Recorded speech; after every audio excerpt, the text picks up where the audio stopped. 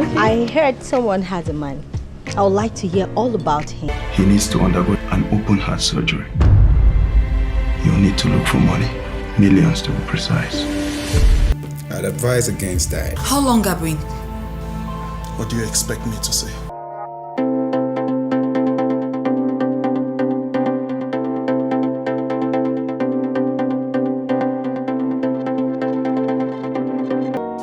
In conversation with Nchifor Valery. Valery, finally, here we are. Here we are. I'm glad to be here. How did you get interested in filming? I really didn't ever get interested. Like, I never thought of it growing up. Okay. It was not one of those things that I thought, okay, maybe someday in the future, you know. I just wanted to go to school and be one of those, you know. I've never done even a stage play, even in front of the class with mates, something, any form of drama, never. There's never been me. And then I got to the university, you know, and curiosity too, because I remember this day I had to just go around after my exams, and I saw a flyer for auditions. So since I had nothing doing because I had already done with the exams and I could not travel to Bermuda because at that time it was just 2 weeks break, and yeah, my mom told me to stay back and just, you know. So I said I'll take an opportunity to go to this audition and see how actors are being selected to play in film. Just to watch? Yes, I just wanted to watch so that at least I should know how this process is being done. Okay. Yeah. So that's what took me there, for me to go see and come and tell my friends that, okay, that's what they do this thing before they select these people. So they auditioned me and I went back home. I was happy that, okay, finally I've seen how some of these people are taken to. But then I filled the form. So they got back to me, said they have pre-selected me, let me come again for a second audition. Yeah, all this was done by Eta Rene, the DP of Fisherman's Diary, and yeah, that's when he just came back into the country from South Africa because he was doing film there, and he launched this audition. So he's like my godfather. He gave me my very first screen appearance, even though the film had never been released, but that was my initiation, because without that I wouldn't be here today. That's true. Yeah. But let's talk about the first role that people got to see. Which one was that? The first role that people got to see me, I would say, is the role I played in Itambi's Delphine's first feature. Yeah, A Woman's War. That was way back in 2008. I've been around this thing for a while, Exactly. You know, when you talk about it, you start reflecting. Time has gone by. Yeah, I've been around this for a while, for a good while. Yeah, so when I did this film with Rene, it took me like 2-3 years. Yeah, to get another film job, and that Itambi Delphine came with that. So I played that role. CRTV even got that film. Yeah, it was shown on CRTV. It went 1 or 2 awards here and there, and then, you know. But when you look back at your performance in 2008 and your performance today, what has evolved for you? Come on. What has evolved? Everything. Everything. At times I look back on some of those films I did 5, 6, 7, 8, 10 years ago. I'd be like, What were you doing? you know, I want to, if I have an opportunity to get these roles again in these films, it's going to be all. But it's a process of growth. It's a growth process. So you can only admire the fact that you're living from one stage to the other. You know, everything has changed age-wise. I mean, physically, understanding of the craft. Exactly. Yeah, so what changed with how you analyze and prepare for your role then to how you do it now? There is a philosophy I got from Morgan Freeman, because I used to follow his master classes a lot. He has this thing of reacting instead of acting. Reaction simply means that you are keen to your co-actor. You know, you listen. Because if you don't listen, you will not know where to come in, and it's not going to be intuitive. So even your gesticulation, your expressions and everything is more of a reaction. So I try to always react. So I'm always keen to, because I don't just study my lines, I study my co-actors' lines, so I know, I understand everything that's happening in the scene. So I try to go with reaction. That's reacting, true. Yeah. You don't just wait for your turn to spit out your lines. Yeah, it becomes more natural like that. Yeah. But then, at least, let's throw some flowers on you. If not the first, you were one of those who got nominated for an international award amongst those who did earlier on. How did it feel like in those days, and how do you feel now that so many other people are getting recognition out of the country? I didn't really know what it meant then, except now, you know.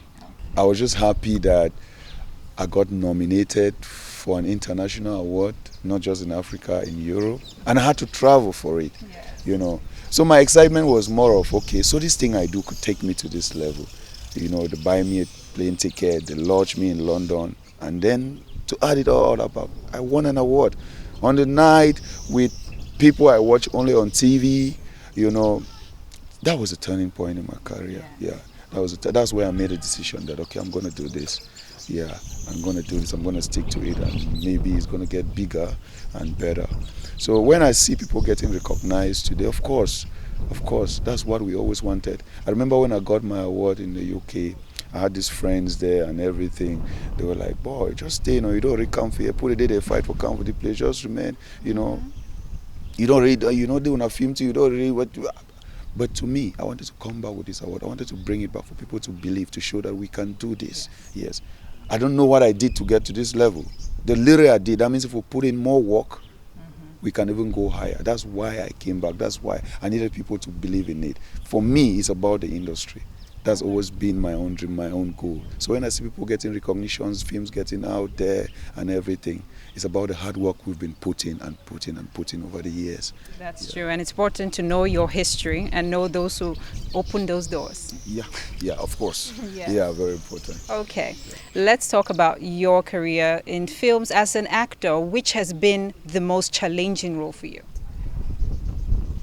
There's a film we did 2 years ago, Virgin Blade. Yeah, we went to shoot somewhere somewhere in the northwest, Bamikumbit. Yeah, somewhere after Dob, behind Dob, Balikumba, all of those sides. It was really an interior.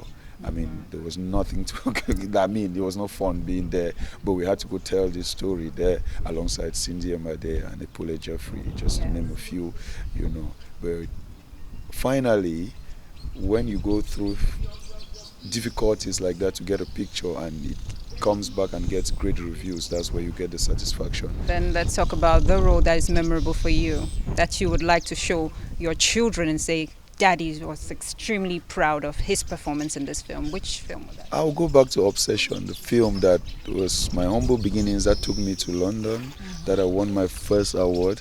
Because to me, I could lose every other trophy, but that one, I'll keep it. My grandchildren are going to say it, because that's what made me to change my mind. That's what told me that, okay, you can do this. You know, out of nothing, I got there and I came back with an award, winning in a category with people that I only watch on TV, you know, for my performance in that film. So to me, that's going to stand tall. And that film to me remains a reference point to everybody, to all my kids, or whatever. Because, that's it. It's going to be that one. Valery, would you say actors live off the profession today, or it could be better? Of course, it could be way better. There's a lot of money in film. Just that in our setting, things are kind of different, a little bit rigorous and very difficult to get by, you know, because I've worked with many foreign colleagues, and of course we can't go anything close to their lifestyle. But all they do is act films. They don't do it any better than we do. We work on the same set, we do the same things, we made the same flops. It's the same thing. You know, they respect us professionally at that level. But when it comes to sustainability from the craft, that's where we are lacking. You know, it's been better over the years, gradually. At least now, before you know, you have to call Nchifor Valery. With the material, first of all, is appealing, and then we go now to the, you understand, yeah. What do you expect me to say? I expect answers. I do not have any to give. For that, you owe me lunch. Come on. I do not deserve to be so disrespected. And whose wife took off running each time I wanted to share the moment I earned before your parents and even before God? People will not understand, but trying to incarnate different characters every other time, only an actor lives like that. Yes. You are a journalist. Yes. You will remain a journalist, except otherwise. But I'll play a journalist today. Tomorrow I have to play a doctor. I have to be a priest. You know. So some of those things, the ritualists, it's not easy because, and when you want to do them and do them right, you have to immerse yourself in all of them.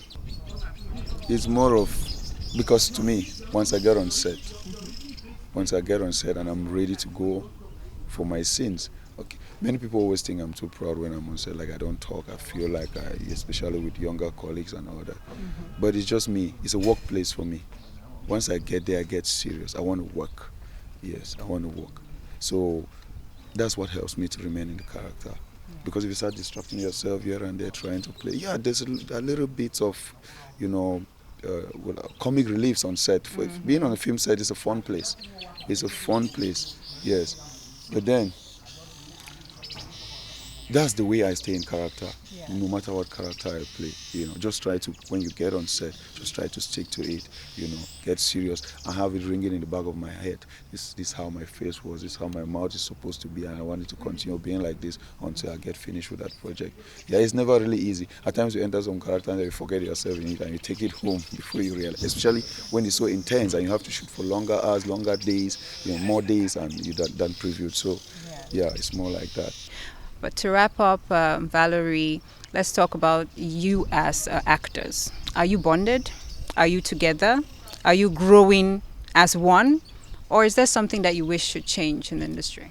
What I would say is, from my perspective, from my point of view, from where I stand, we are bonded. If you don't come to events like Camifio, many people will not understand how close we are. It's not just about a public thing. Let's even say it's public. Some people will not even be able to be this close in public if at all they are not close. We know we are not done. We are not doing it. We are not yet there like togetherness, because we keep preaching like we'll come together, we'll do greater things. But of course, every industry has these things. Like our colleagues from Nigeria were saying that they have this in-house fight here and there. But then again, what we should try to be better on is like, no matter what you have between yourselves or you with some other colleague, when it comes to the job, when it comes to doing a project, when it comes to pushing us out there, we must come together. Drop all those egos and everything on the side and come together and let's do this. You should have seen how we're partying last night. We have the images, we definitely show them. So we celebrate, we know how to celebrate ourselves. That's one thing for sure. But when it's time to work, you know how to work we together. We work because we are celebrating the work we've been putting in. So many people criticize also. There's a lot of division. There's cliques everywhere, even in Hollywood, even in every job of life. I'll tell you, in CRTV, you have people you feel comfortable with and others. It's normal. It's normal. It's just that when you are in entertainment, it just goes to the spotlight and people look at it different. That's why the industry is not growing. The industry is growing.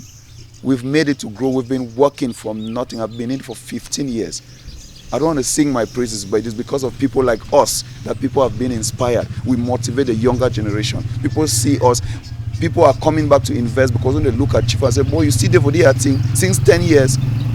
I should say I'll put money for this thing because of us. But I don't want to go on there and be singing, okay, no. My journey speaks for itself. I don't sing my praises. Google me, ask about people. I've entered the history books of Cameroon cinema. I'm not asking anybody because I've worked for it.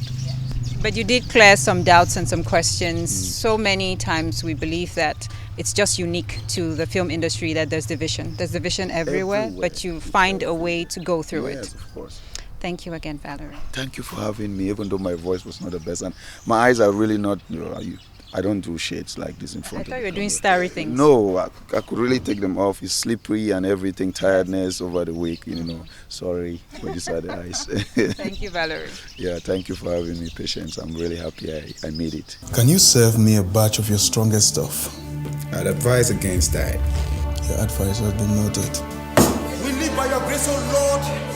Father, come down, pour your blessings upon us.